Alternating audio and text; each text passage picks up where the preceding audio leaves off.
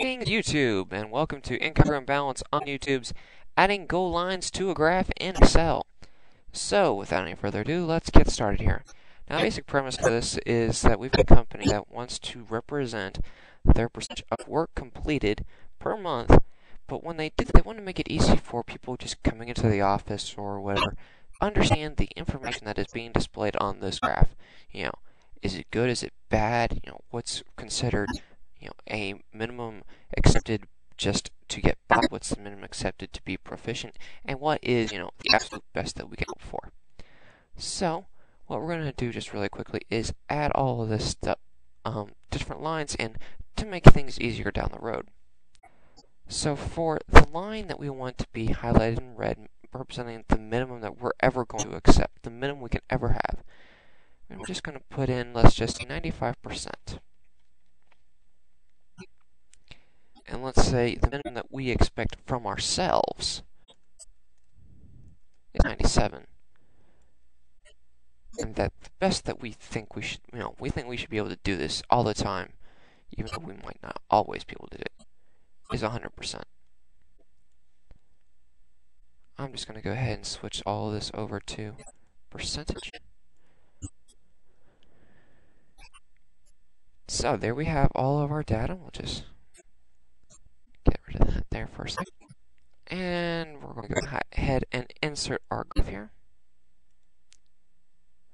I'm actually going to show you the easy way to do this, and then we'll show you the slightly long way to do this.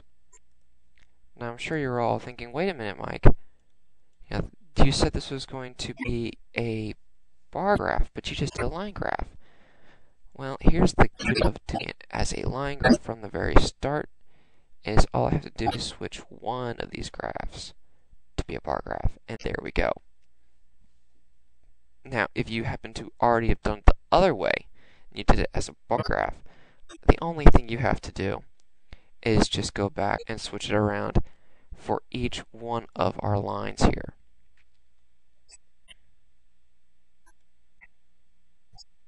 You're going to change the line color to be whatever line color you wanted.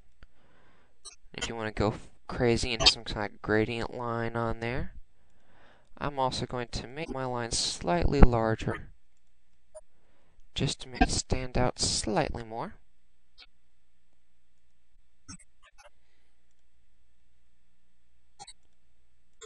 This is going to be my yellow line, which I'm going to just put up a bit more. And our red line.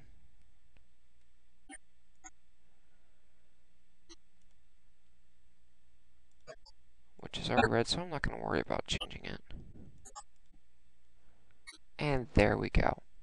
So you can very clearly see that we've got the work represented, for each month. We've got lines representing what the different things are for each one.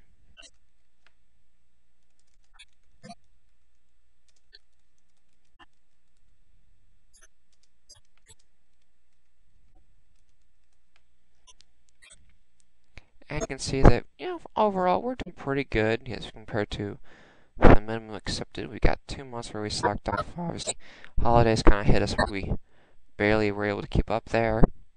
But for the rest of it, May and August we did pretty well. June we weren't above our minimum goal for ourselves, but we didn't exactly get all the way up there.